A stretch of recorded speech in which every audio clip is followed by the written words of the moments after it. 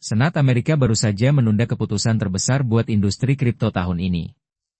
Industri kripto sudah mengeluarkan lebih dari 119 juta dolar buat melobi politisi. Tapi di balik layar, bank-bank besar justru yang paling keras mendorong. Kenapa? Karena yang dipertaruhkan adalah simpanan nasabah mereka. Di akhir video ini, kamu bakal paham kenapa September jadi bulan penentu.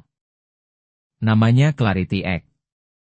Kepanjangannya Digital Asset Market Clarity Act, RUU HR 3633. Ini aturan federal pertama yang nentuin kapan token digital disebut sekuritas, kapan disebut komoditas. Sekuritas diawasi SEC. Komoditas diawasi CFTC. Industri kripto bilang ini buku aturan pertama yang lengkap. Tapi ada yang jarang dibahas, BAN ikut mendorong RUU ini. American Bankers Association melobi keras ke pimpinan Senat.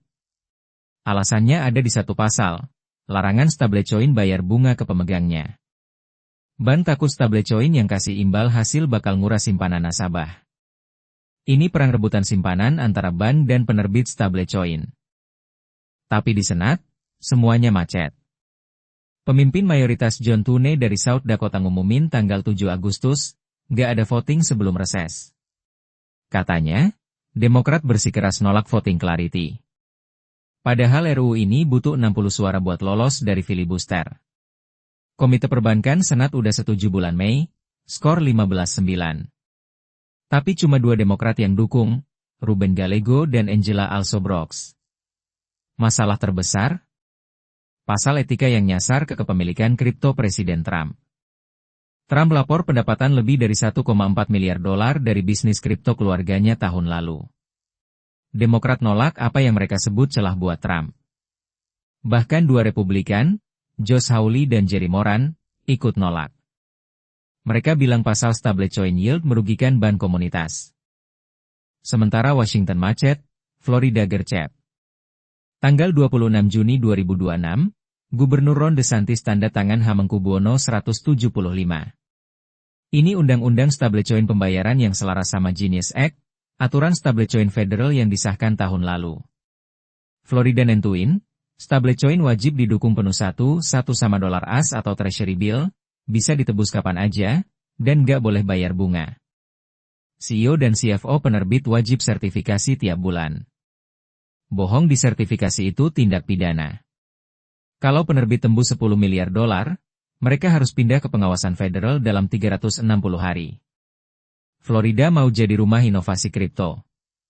Mereka paham, kepastian regulasi itu aset kompetitif. Senat balik lagi tanggal 14 September. Ada 3 minggu sebelum kampanye pemilu paruh waktu ngambil alih kalender. Itu jendela terakhir yang realistis tahun ini. Gagal di September? Peluangnya tipis di sesi lame dak setelah pemilu. Ada juga rencana cadangan, Ketua SEC Paul Atkins bilang agensinya siap nulis aturan sendiri kalau legislasi mandat. Industri nolak opsi ini. Aturan bisa dibatalin pemerintahan berikutnya. CEO Coinbase Brian Armstrong bilang RUU ini udah di 1 yard lagi. Tapi Galaxy Research udah nurunin peluang lolos tahun ini jadi 50-50. Jadi, artinya buat kamu apa? Kalau Clarity Act lolos, Amerika akhirnya punya peta jalan. Token mana komoditas, token mana sekuritas, siapa yang ngawasin. Dan stablecoin nggak bisa jadi rekening BAN bayangan. Kalau gagal, negara bagian kayak Florida jadi laboratorium regulasi. Industri kripto tetap hidup dalam ketidakpastian. Satu hal yang pasti, BAN, bukan cuma industri kripto, yang paling berkepentingan sama hasilnya. Menurutmu, Clarity Act lolos nggak bulan September? Tulis di kolom komentar. Dan kalau mau update regulasi kripto tiap minggu, subscribe.